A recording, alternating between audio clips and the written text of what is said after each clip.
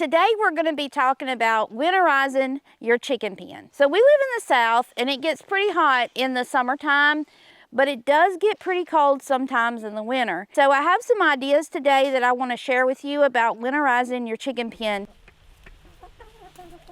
So one of the first things that you need to do when winterizing your chicken pen is to do a deep clean and then replace all of your bedding in your chicken pen. You probably need to replace most of the bedding in your actual chicken run area as well as your chicken pen.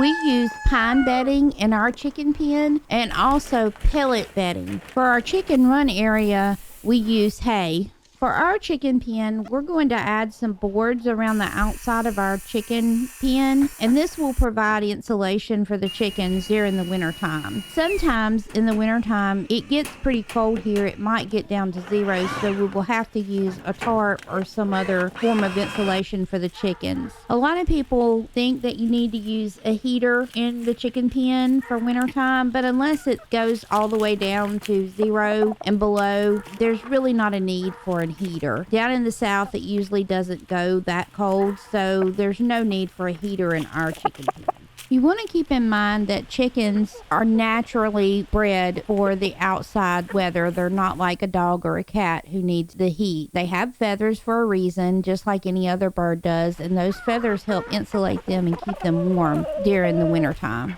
Remember, if you're enclosing your chicken pen completely for wintertime or any other reason, the chickens do need ventilation. This is to allow the gases to escape and moisture to escape from your chicken pen. If it's completely closed in, moisture can build up and it can make your chickens sick. Some other ideas that you might want to think of is if it's freezing or it stays freezing all day in the wintertime, you may want to close your chickens up inside of their chicken pen and leave them in there during the day, just because you don't want them out in the freezing weather, especially if it's 20 during the day. They may get too cold and can get frostbite on their feet.